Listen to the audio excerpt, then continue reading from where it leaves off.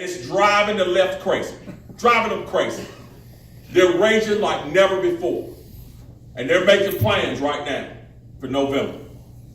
Because November, if we don't do what we need to do in November, if we don't get involved with our candidates, if we don't learn about our candidates, and if we don't go vote, and don't just go vote by yourself, take somebody with you.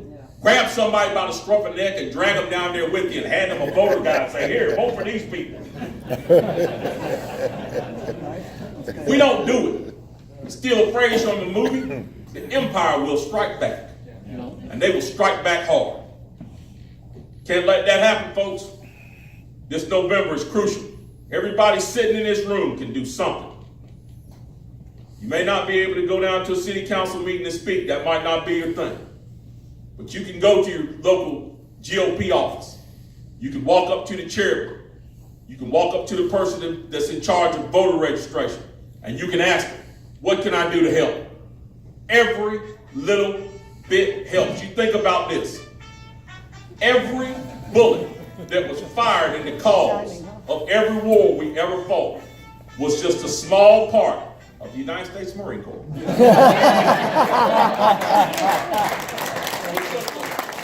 It's just a small part in winning every one of those wars. Who knows? Without one of those bullets, the outcome may have been different. You never know. Without just one bullet might have made the difference between winning the Battle of Iwo Jima and losing. One bullet might have been the difference between winning the Battle of Gettysburg and losing the Battle of Gettysburg. That's highly unlikely, but it is likely. Every bullet counted. Every footstep counted. Every soldier counted. And that's the way this election is. Do not count what you have short. Every phone call, every door knock, every time you talk to somebody about what's going on in your city and in your state and in this country, you may be changing the mind of the person that's going to make a difference in the lives of 10, 20, 30, 100, 1,000 people. You never know. It's almost like being an evangelist. An evangelist never knows who he touches. You know, an evangelist may preach his whole life in one little town, preaching around, just going around town. And who knows? He might plant a seed in the next Billy Graham, the next great pastor who will start a whole movement. You never know.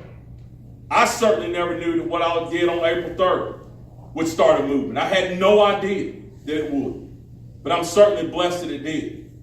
So what I'm telling you all tonight is this, and what I'm challenging you all tonight, is that when you go home tonight, ask yourself, what can you do? And ask yourself, are you willing to do it? Because it's going to take each and every one of us to win this election in November. And we have got to do it, folks. Donald Trump has sacrificed a lot for this nation. And he has turned this nation around since the days of Barack Obama. We've got to give him the help that he needs in November. We've got to make sure that the good guys stay in office and the good guys trying to get in office get in office. Because we can't go backwards.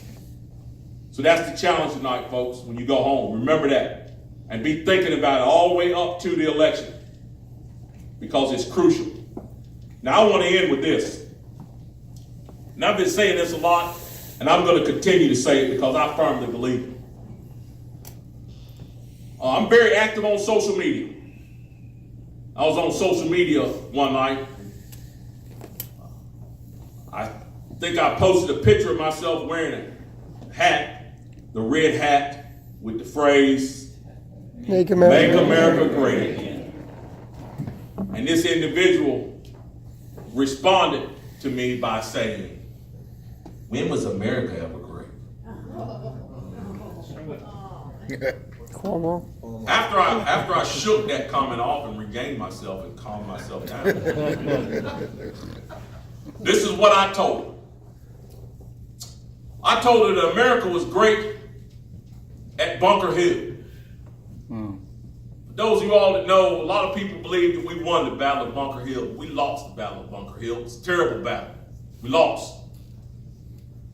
We lost that battle. One of the first battles of the Revolution, and we got our hinds beat.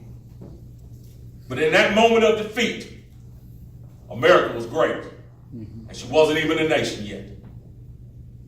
America was great at Valley Forge. You know, when they said the soldiers had to bundle their feet up, hide from the cold, and they were right on the edge of mutiny till Martha Washington came, brought supplies and food and Bibles to the camp, and implored those men to stay with her husband. America was great at that dark moment. America was great at Yorktown when George Washington and the French fleet forced Cornwallis to surrender. America was great at that moment, and she wasn't even a nation yet. America was great at the Battle of Fredericksburg. Now, I don't know how many of you all know about Fredericksburg. Fredericksburg was a terrible defeat during the Civil War for the Union.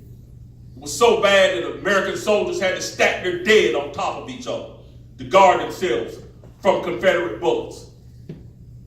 And in that dark moment, America was great.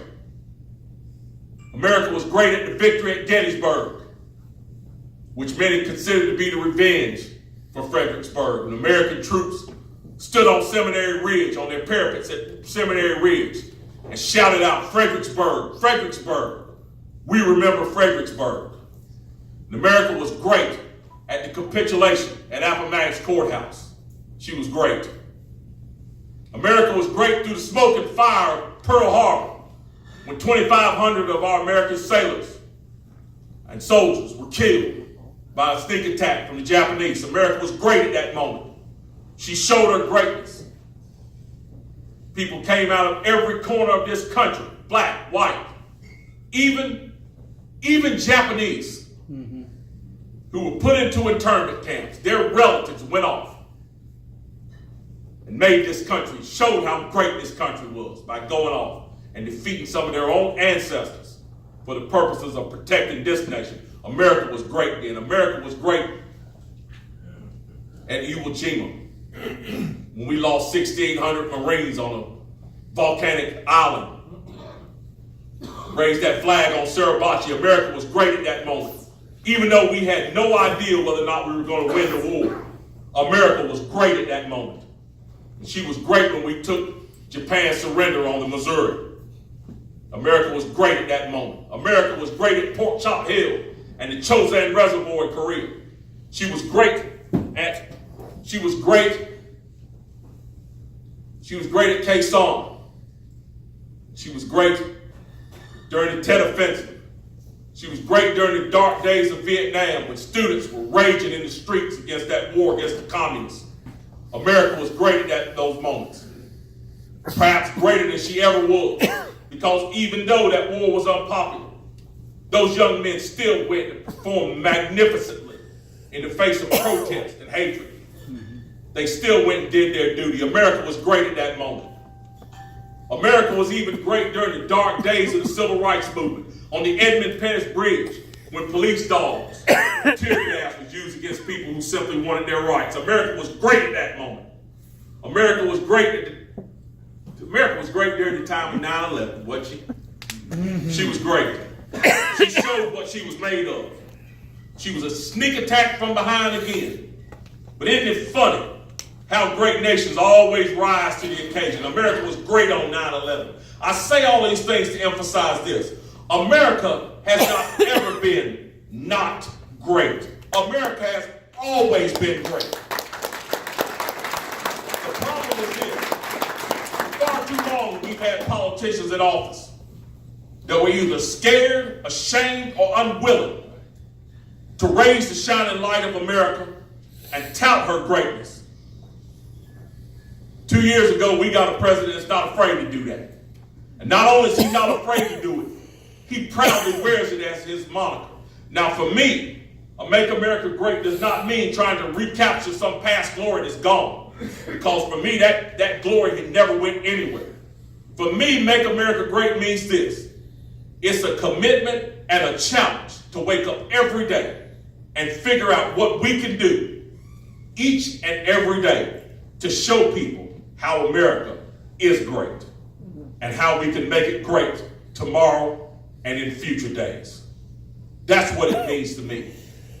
So tonight, folks, like I said, I want you to go home. I want you to look in your mirrors. I want you to think about what we're facing. I want you to think about who we're facing. And I want you to ask yourselves, are you ready for the fight? And if you are, what can you do? What can you do to help make America great over and over and over again? Thank you very much. God bless all.